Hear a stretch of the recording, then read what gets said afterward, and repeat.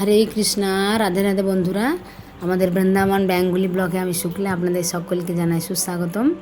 আপনারা সকলেই কেমন আছেন? আশা করি রাধা মাধবের কৃপায় সকলেই ভালো আছেন। তো আমরাও ভালো আছি। তো বন্ধুরা, আজকে 25 তারিখ, অনেকে 25শে জুন, অনেকে ভাবছেন যে আজকে একাদশী, কিন্তু অনেক জায়গায় আজকে পালিত হচ্ছে। কিন্তু যে আপনাদেরকে যে বলেছিলাম আমরা বড় ভিডিওতে, যে 26 তারিখ অর্থাৎ সেদিনে যেহেতু পক্ষবর্ধিনী মহাদ্বাদশী যুক্ত হচ্ছে, তো সেই কারণে আমাদের অনেক ভক্তবৃন্দরা 26 তারিখে পালন করবে। আমাদের বৃন্দাবনে ইস্কন মন্দিরে 26 তারিখে পালিত হবে। তো আমরাও 26 তারিখে পালন করব। বৃন্দাবনে অনেক অনেক জায়গায়, ভারতবর্ষের বিভিন্ন জায়গায় তো আজও পালিত হচ্ছে অনেক জায়গায়। তো পক্ষবর্ধিনী মহাদ্বাদশীর কারণেই কিন্তু আমরা কালকে পালন করবো, অর্থাৎ 26 তারিখ। এটা আমাদের অনেকে প্রশ্ন করছিলেন বলে আমি বললাম আজকে। তো বন্ধুরা, আজকে আপনাদের দর্শন করাবো বৃন্দাবনের ইস্কন মন্দির। তো বৃন্দাবনে দেখুন বন্ধুরা, অনেকেই আসার জন্য বলেন। তো দেখুন, রাধারানীর অশেষ কৃপা থাকলে কিন্তু বৃন্দাবনে আসা যায়। তো বন্ধুরা, যারা আমাদের এখানে আসতে চান, আমাদের এখানে থাকা, 3 টাইম প্রসাদ দর্শনের সুব্যবস্থা রয়েছে। আপনারা আসতে পারেন, যোগাযোগ করতে পারেন। তো দেখুন, 2 মাস আগের থেকে টিকিট হয়। তো আপনারা আগের থেকে আমাদের বুকিং করে রাখবেন, তাহলে কী হবে, সুবিধা হবে। আর যারা আমাদের চ্যানেল নতুন, তারা অবশ্যই আমাদের চ্যানেলটিকে সাবস্ক্রাইব করবেন এবং পাশের বেল আইকনটিকে প্রেস করে দেবেন সুন্দর সুন্দর ভিডিও দেখার জন্য, নিত্য নতুন। তো দেখুন, বৃন্দাবনে অনেক স্থান রয়েছে। তো সঠিক যদি গাইড থাকে তাহলেই কিন্তু সমস্ত মন্দিরগুলো সুন্দর করে দর্শন হয়। অনেকে একা একা দর্শন করে, তখন কি হয়, যদি কেউ সঠিক গাইড না থাকে, তাহলে কোথায় কোন মন্দির ভালো করে জানতে পারে না, তাই না? কারণ বৃন্দাবন হলো ভগবান শ্রীকৃষ্ণ এবং রাধারানীর জন্মভূমি, লীলাভূমি, এত সুন্দর লীলাক্ষেত্র, অনেক দিব্য দিব্য স্থান রয়েছে। তো সঠিক গাইড থাকলে বন্ধুরা, আপনারা সমস্ত স্থানগুলো সুন্দর করে দর্শন করতে পারবেন। তো দেখুন, ওদের বৃন্দাবনে আমরা আজকে যে মন্দির আপনাকে দর্শন করাবো, ভগবান শ্রীকৃষ্ণ এবং দাদা বলরাম যে অনেক লীলা করেছেন বৃন্দাবনে। গোচারণে যেতেন একসাথে, কত লীলাক্ষেত্র সখাদের সাথে লীলা করতেন, সেই দিব্য স্থান। তো দেখুন, আমরা যখন এটা যাচ্ছি, যেটা বন্ধুরা, এটা হলো বৃন্দাবন পঞ্চকোশী পরিক্রমা মার্গ, যেটা 11 কিলোমিটার পরিক্রমা হয়। অনেক ভক্তবৃন্দ প্রতিদিন পরিক্রমা করেন। যখন কোনো বিশেষ তিথি থাকে, অনেক ভিড় হয়। আপনাদেরকে দেখিয়েছিলাম পুরুষোত্তম মাসে কত ভিড়। আর এই জায়গাটা হলো পুলিশ চৌকি। এটা এক সাইডে রয়েছে প্রেম মন্দির, এক সাইডে রয়েছে ইস্কন মন্দির। আর এখানে হচ্ছে বিদেশিদের কীর্তন, আপনারা শ্রবণ করুন।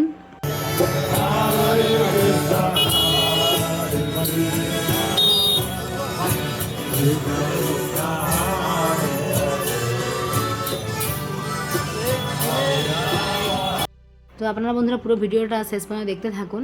আমরা ভগবান দর্শন করাবো এবং কত সুন্দর অপূর্ব সুন্দর কীর্তন আপনারা শ্রবণ করতে পারবেন। তো আমরা দেখুন চলে এসেছি মন্দিরের কাছে। কত গাড়ি, দেখুন অনেক ভক্তবৃন্দ আসে, প্রতিদিন হাজার হাজার ভক্তবৃন্দ দর্শনের জন্য আসেন। তো আপনারা বন্ধুরা বৃন্দাবনে আসলে অবশ্যই কৃষ্ণ বলরাম মন্দির দর্শন করবেন। তো দেখুন, শ্রীল প্রভুপাদ যে মন্দির প্রতিষ্ঠা করেছিলেন এবং এই মন্দিরের কী ইতিহাস রয়েছে আপনাদেরকে সেটাও আজকে জানাবো, যে কখন এই মন্দির প্রতিষ্ঠা হয়েছিল। তো দেখুন বন্ধুরা, ইস্কন যেটা রয়েছে international society for Krishna consciousness, তো আন্তর্জাতিক কৃষ্ণ ভাবান্বিত সংঘ, এটা প্রতিষ্ঠা করেছিলেন শ্রীল ভক্তিবেদান্ত স্বামী প্রভুপাদ 1966 সালে। কোথায় করেছিলেন তিনি? নিউ ইয়র্কে। কিন্তু তার লক্ষ্য ছিল যে মহাপ্রভুর হরিনাম সংকীর্তনের বাণীকে সারা বিশ্বে ছড়িয়ে দেওয়া এবং মানুষকে কৃষ্ণ ভক্তির পথে নিয়ে আসা। তো বৃন্দাবনের কৃষ্ণ বলরাম মন্দির সেই বিশ্বব্যাপী প্রচারের অন্যতম শ্রেষ্ঠ ফল। তো তিনি বৃন্দাবনে এত সুন্দর মন্দির কেন করেছিলেন না? বৃন্দাবন হলো শ্রীকৃষ্ণের লীলাভূমি। তো এখানে কৃষ্ণ বলরাম বাল্যকালে এবং কৈশোরে বহু লীলা প্রকাশ করেছিলেন। আসলে প্রভুপাদের অন্তরে এক বিশেষ বাসনা ছিল যে ধামে কৃষ্ণ এবং বলরাম গোপ বালকদের রূপে বিচরণ করেছেন, সেই বৃন্দাবনের তাদের নামে একটা মহৎ মন্দির নির্মাণ করবেন, যাতে সারা বিশ্বের মানুষ এখানে এসে কৃষ্ণ ভাবনামৃতের আসল স্বাদ গ্রহণ করতে পারে। তো এই ভাবনা থেকে তিনি বৃন্দাবনের রমণ রীতি অঞ্চলে মন্দির নির্মাণের সিদ্ধান্ত নিয়েছিলেন। এবং রমণ রীতি ঐতিহ্যগতভাবে সেই স্থানগুলোর মধ্যে ধরা হয় যেখানে কৃষ্ণ বলরাম গোপ সখাদের সঙ্গে ক্রীড়া করতেন এবং গোচারণ করতেন। তো আমরা বন্ধুরা চলে এসেছি মন্দিরের ভেতরে। তো আপনারা এখন অনেক সুন্দর যে কীর্তন এখানে হচ্ছে এবং ভক্তরা যে সাথে নৃত্য করছেন, সেটা আপনারা দর্শন করুন। দেখুন বন্ধুরা, বলা হয় যে ভগবানের মন্দিরে এসে আমরা যদি হরিকৃষ্ণ গানে দুহাত তুলে নৃত্য করি, তাহলে আমাদের দেহ থেকে সমস্ত পাপ কিন্তু দূরীভূত হয়। হরি বল, রাধে রাধে।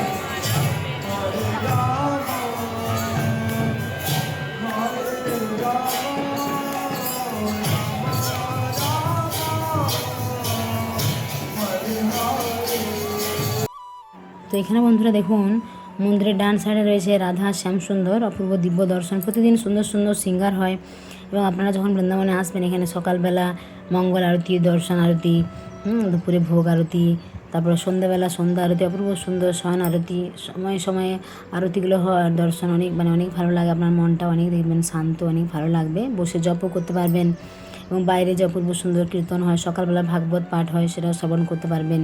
এবং বন্ধুরা এরই যে গোশালা রয়েছে আমাদের ইস্কন মন্দিরে, সেখানে প্রসাদও রয়েছে দুটাই, আপনাদেরকে বলেছিলাম সেখানে প্রসাদ নিতেও পারবেন আপনারা, সেখানে ফ্রি প্রসাদ রয়েছে। আর মন্দিরে অপূর্ব সুন্দর ভগবানের দিব্য দর্শন।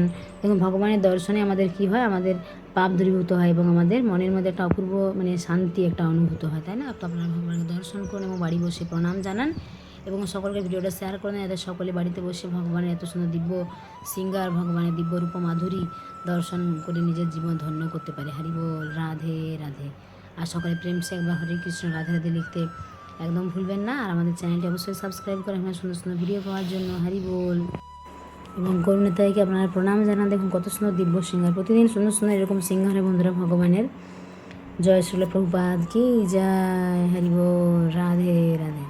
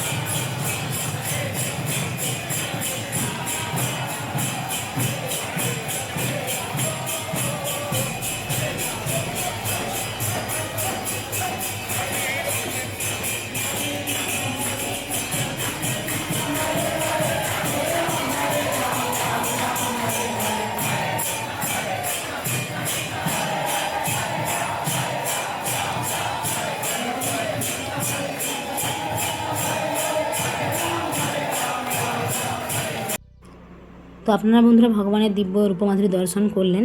তো কৃষ্ণ এবং বলরাম যখন একটু বড় হলেন তখন তারা গোপ বালকদের সঙ্গে বাছুর চড়াতে যেতেন এবং সকালবেলা মা যশোদা কৃষ্ণকে সাজিয়ে দিতেন, কোমরে ছোটো কাপড়, গলায় বর্ণমালা, মাথায় ময়ূরপুচ্ছ, হাতে বাঁশি। অন্যদিকে মাতা রোহিণী বলরামকে সুন্দরভাবে সাজিয়ে দিতেন। তারপর কৃষ্ণ এবং বলরাম তাদের সখাদের সাথে কী করতেন, সবাই মিলে আনন্দে বনে যেতেন বা গোমাতাদের নিয়ে চড়াতে যেতেন, কখনো বাঁশি বাজাতেন, কখনো গাছের ডালে উঠতেন, কখনো ফল পেড়ে খেতেন, বিভিন্ন লীলা করতেন। সকলে প্রেম সে বলুন হরি বল, রাধে রাধে।